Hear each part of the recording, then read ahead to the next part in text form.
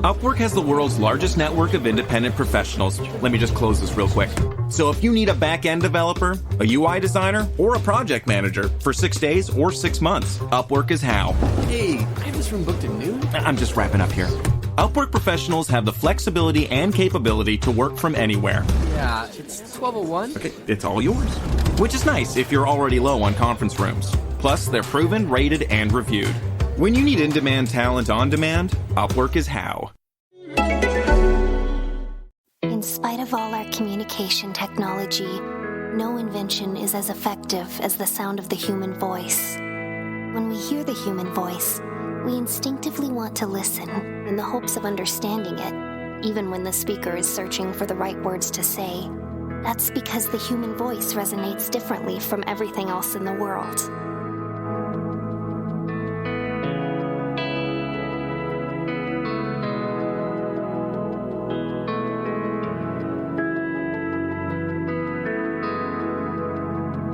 This is the Unmistakable Creative Podcast. Listen in on candid conversations with creative entrepreneurs and insanely interesting people.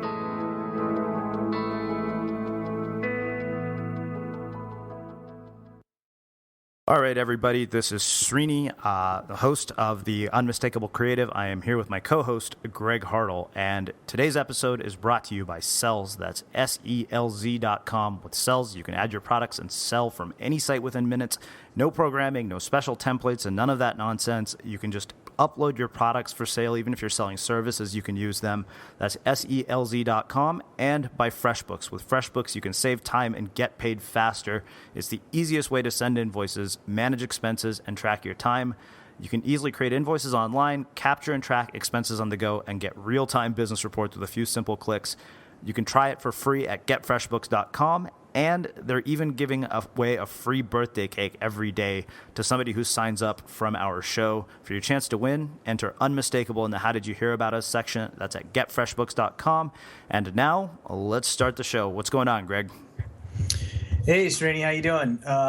Interesting, birthday cakes. Yeah. That's new. That's a new one. I don't think I've ever heard of a tech company giving away birthday cakes.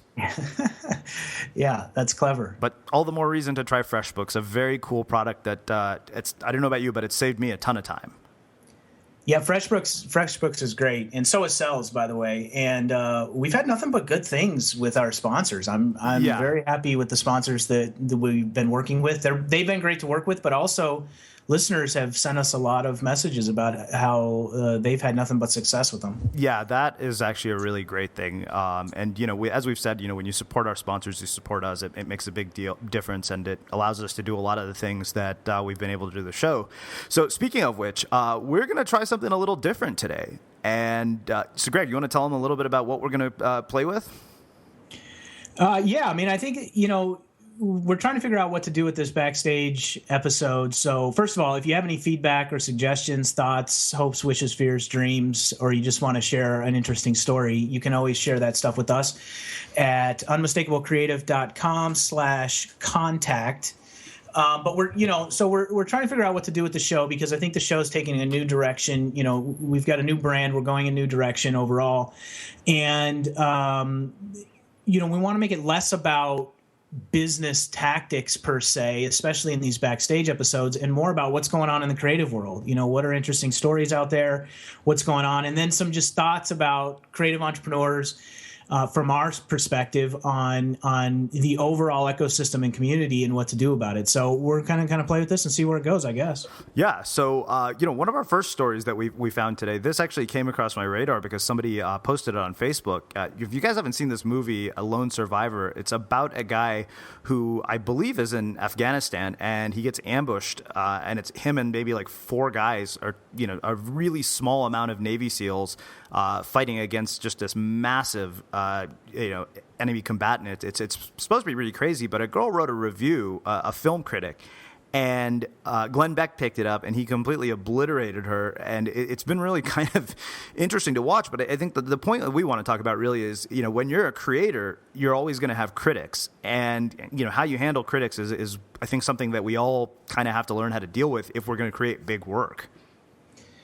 Yeah, and I think more than anything, Well, there's two things here. I think part of it is the internal game that you go through. I mean, who wants to deal with critics? Who wants to put their work out there and have people crap all over it? No one wants that. But the reality is that exists, and that'll always be the case. I'm always fascinated and intrigued by YouTube videos that have that show how many people dislike the video. I'm always thinking to myself, if you have time to dislike a video, isn't there something better you can do? But anyway, I think there's that internal aspect of it, but also the external. I mean, I think in some respects we have a responsibility, even ourselves as critics, that I don't think there's anything wrong with being a critic. I mean, if you test a product, if you read a book, and you leave a genuine review and you didn't like it, and that's fine. I think that's perfectly okay, as long as it's constructive. The whole point of a review is to be constructive for other people who have the opportunity to read that review before they make a purchase. And if that's constructive, it's constructive. But that's very hard to deal with as a creator or as an artist on that end. And then on the other end, as a critic yourself, I feel anyway that there's a sense of responsibility there. And I think the internet has just totally destroyed that sense of responsibility in many ways. It for whatever reason, even though we live in an internet world now where we're not anonymous, most likely, it was really bad when we were anonymous, and now we're not anonymous, but it's still just as bad in terms of people just saying whatever they want to say just to be hurtful, not necessarily constructive. So I don't know. I think you have a certain sense of at least I feel that way. I have a certain sense of responsibility if I leave a review as a critic, and then I have to accept the fact that others are going to critique me. Well, and the other thing, I read an author once saying, he said, really one of the things you should think about before you write just awful, like vilifying things about people or people who create is that these are people who make their money this way. And, like when you get a negative review on Amazon, it actually hurts you. Like it actually financially, the impact I think people don't realize goes a lot further than reading something nasty on the screen. Well, but then you got to wonder at least for me, if I read reviews on something and I get the sense that whoever left that review was just being an a-hole, then I ignore the review. Right. And I look at the totality of the reviews as well. If there's one or two people that are acting that way and everyone else loves it, well, I mean, what's the chances that it's going to be bad? And I think that's a part of it as well, where it's most of the people that are that critical are so exaggerated in their criticisms that with any sense of discernment, it stands out and can be ignored. But it doesn't change the feeling that you get as the artist when you read it. That certainly doesn't change at all. No, not one bit. And I can tell you from reading, a handful of 1-star reviews of my book, I had to stop reading them after a certain point. Yeah, I mean, I cringe when I read other people's reviews. Especially if you know them. Yeah, if I know, I'm like, oh, man, I feel so bad that they have to read that, And then I'm also conflicted because, I don't know, what do you think of the idea of whether, and I'd love to hear what the listeners think. So, again, go to unmistakablecreative.com/contact if you have any thoughts on this. But I have mixed feelings about the idea that should you accept criticism of your work and use that as an opportunity to create different or better work, or should it be ignored? I mean, and I'm conflicted on that. I mean, the bottom line is if enough people say you suck, then you need to do something about that, But then again, if it's just one or two people that are just being hurtful, or spiteful or envious, well, then you got to kind of let it roll off your back. So I don't know. I mean, I've read a lot recently, the thoughts of other creators and artists, comedians, and the general consensus I get from what I'm reading from others is ignore it. But I don't know. What are your thoughts? Well, that's always a tricky one, right? Like, as somebody who's created something that thousands of people have been exposed to, it's kind of like thinking, okay, there's just not, sheer odds are that somebody is going to really despise this. It's bad. Like, I mean, So let's look at something ridiculous like Waterworld, right? Worst movie ever made in the history of movies. I don't think, like, if you ask me of all the movies I've ever seen, every time I think of the worst movie I've ever seen in my life, I always think Waterworld. But there's got to be some weirdo out there who thinks it's a good movie. Like, I'm positive. Yeah, of course. It made plenty. It made enough money. I don't know if they lost $100 million, but people went to see it. So odds are there's at least one total lunatic out there who thinks Waterworld is actually a decent movie. Yeah. So the question becomes: do you just acknowledge that that's an outlier and ignore it, positive or negative, or does it affect you in some way? I mean, does Kevin Costner stop making movies after Waterworld? No, but does he make better ones? Possibly. Not really, but that's a whole other story. I mean, that's the thing. As an artist, do you just simply say, I don't give a crap what anyone thinks? Because I don't know that you can necessarily do that if you're going to also play the game of capitalism. If you're going to just create art and go, spray paint a building or, draw a picture in your bedroom, well, that's one thing. But if you're trying to make a living off of it, I don't know that you can just simply ignore people.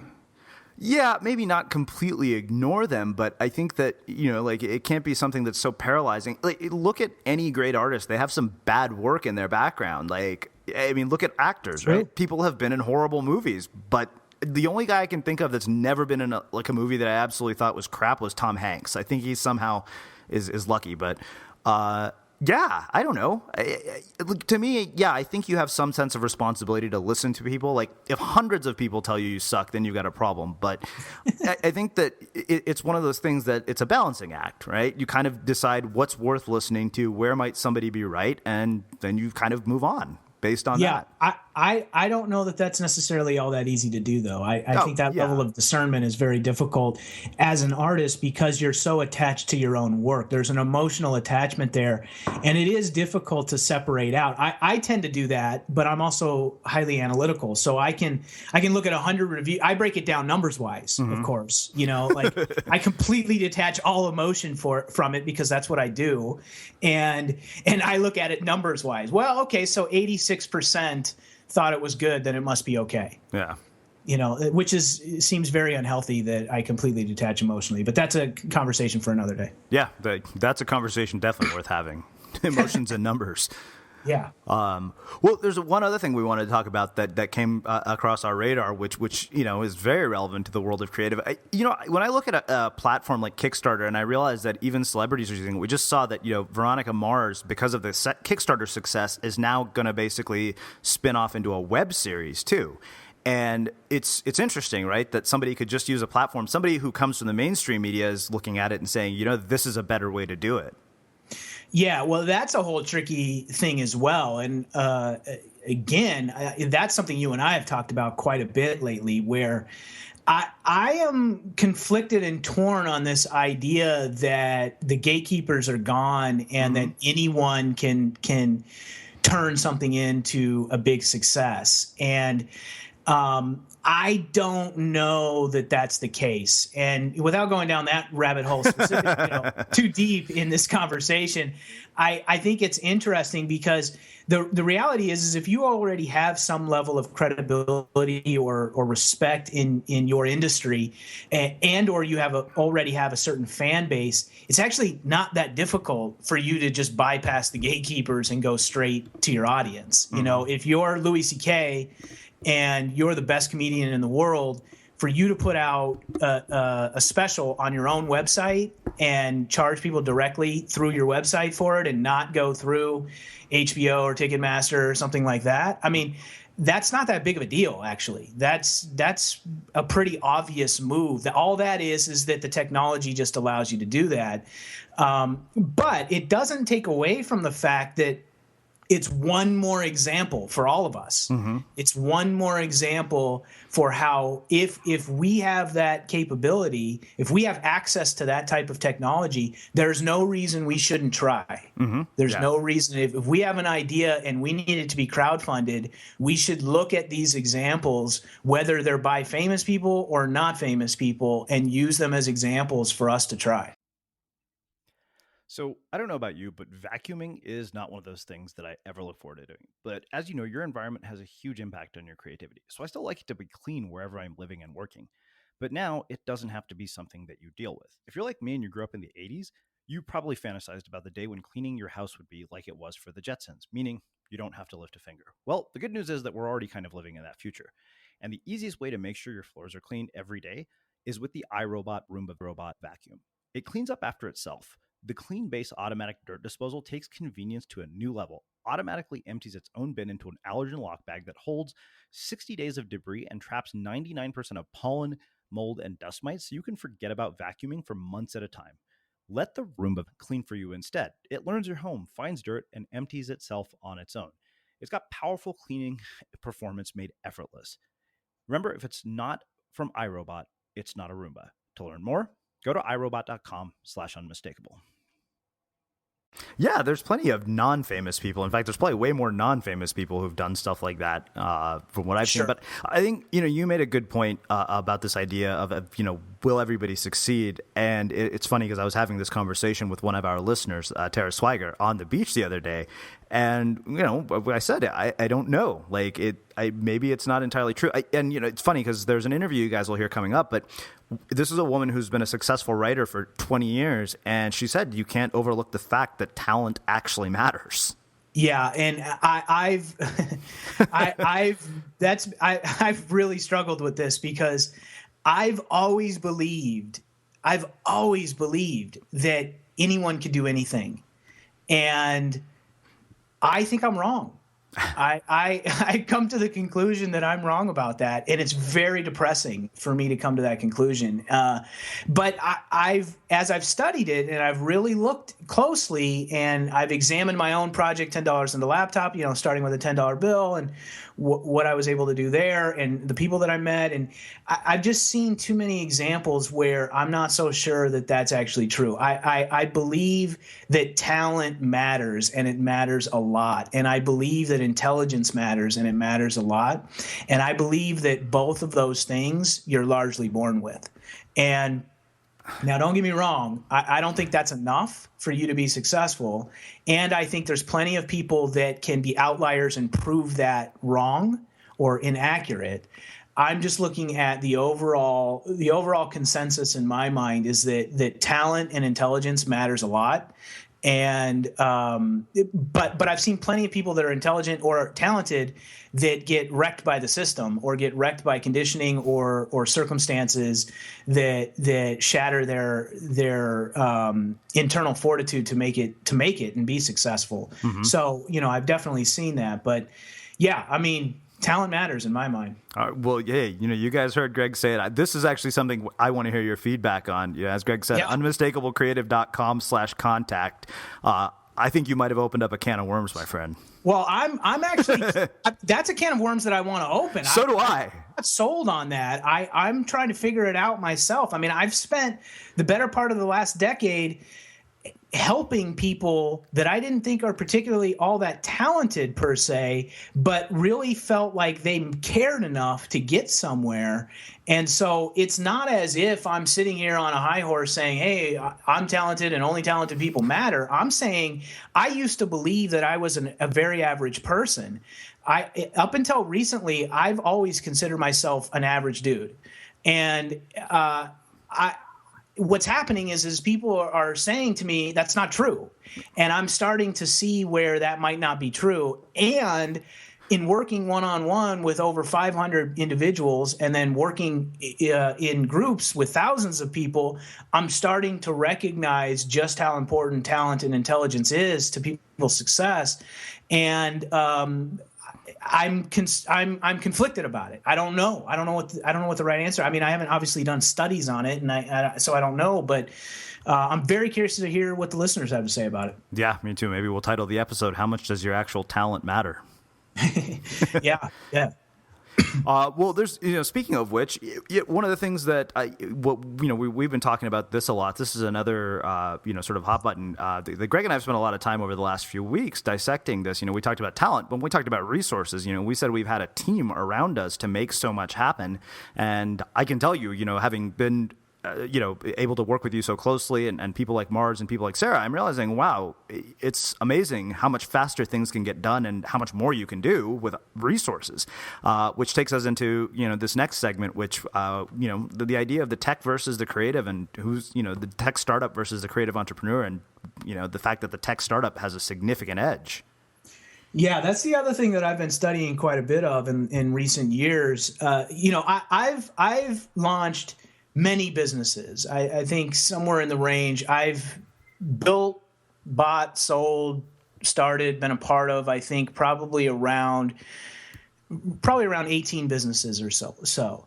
And in that process, the very first company I started was a telecommunications company. So I have and it was hardware. So I have that tech background. I own sitebuilder.io. I own New Methods. I own Academy on the Go. Those are all software companies. So I have that side, that tech background. And then I have other assets and other businesses that are highly creative, like Look, Listen Media and Unmistakable Creative. Et cetera. So I've seen both sides, and I've worked with a lot of people on both sides. And what I'm recognizing is that the reason that tech companies are successful the way they are, and not even successful, the reason they can start so fast and get so far ahead, they might not even be successful in the end, but they can start fast and get ahead, is because of the ecosystem. Mm-hmm. That's undeniable. The idea that if you just plant yourself in Silicon Valley, you will get further ahead, period. Just be there. Walk the streets, and you'll get further ahead. And creatives don't really have that edge. They don't have an ecosystem that helps them get ahead. What they have are individual consultants, individual business people that can give them advice. They may even have shows like this that they listen to for advice and examples, but they don't have an ecosystem. And really, there's very few places that even tech has good ecosystems. And we've had a guest on, Brad Feld, who is specifically designing tech ecosystems to create more Silicon Valleys around the country, including in Boulder, et cetera.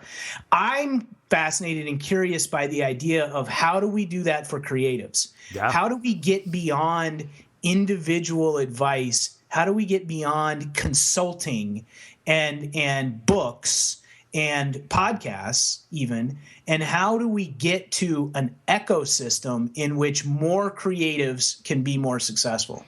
Yeah, more media, more films, more cool things that come out. Like you're right. It doesn't exist. It's interesting. We've talked about this because we've gotten to this point where we're all sitting in our homes or coffee shops or whatever.